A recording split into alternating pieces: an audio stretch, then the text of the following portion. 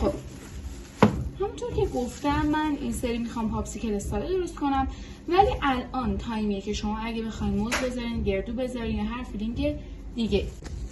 یک کمی از این کیکمون رو برمیداریم. کمی از این کیک رو برداشتم و ورزش میدیم، میذاریم روی این. با نوک انگشتان فشار میدیم کاملا. اضافیاتش رو به این صورت میگیریم. توجه کنید که کیک رو حتما باید به سمت مرکز بیاد، یعنی این گوشه ها خالی باشن، به خاطر اینکه اگه این گوشه ها پر باشن شکلات قشنگ نمیتونه به این کناریا ببنده که قشنگ درش بسته بشه. حالا بهتون نشون میدم، یعنی پرپوشش کیک مشخص نشه. دوباره جمع میکنم. الان چون کارمون رنگی، هر رنگ که بخواید میتونید روی این بریزید. من چون اینجا رنگ زرد و از همه بیشتر دارم فقط یک قاشق، زیادم شد چون این قالبمون سایز مینی هستش. میریزیم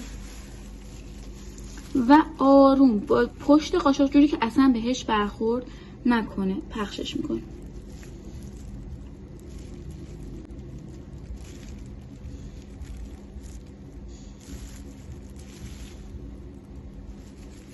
و بعد با همون چاقو اضافیاتش رو میگیریم.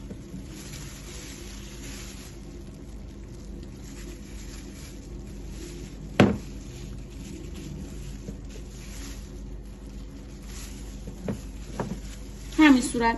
زیاد تو تمیزی دورش سختگیری نکنید. وقتی که بخواید از قالب خارجش کنید کاملا اونو قابل جدا کردن هستش.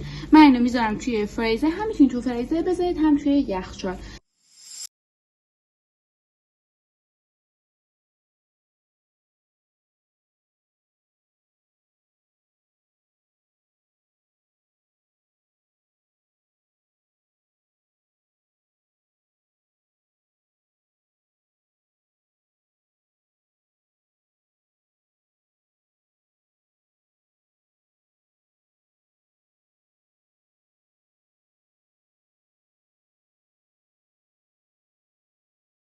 رو میبینید که چقدر روشنه، با اینکه یه کاور شکلات داره ولی دوباره باید بزنید.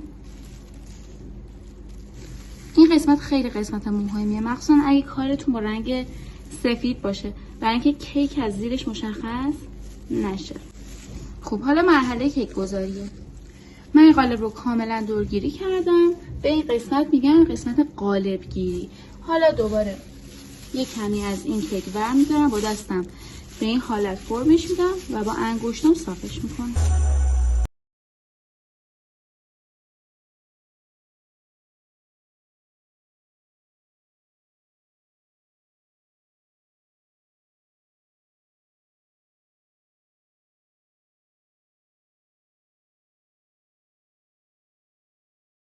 یادتون باشه برای کاور دوم نیاز به یخچال نیست، چون خودش حالت سرد و داره تو فریزر بوده، خود کاور دوم سریع میبنده.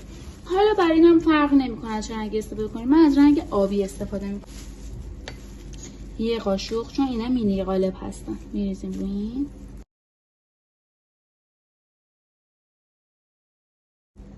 و با پشت قاشق جوری که به کیک برخورد نکنه کمی دیگه، جوری که به قالب برخورد نکنه دیگه صافش میکنیم به این صورت.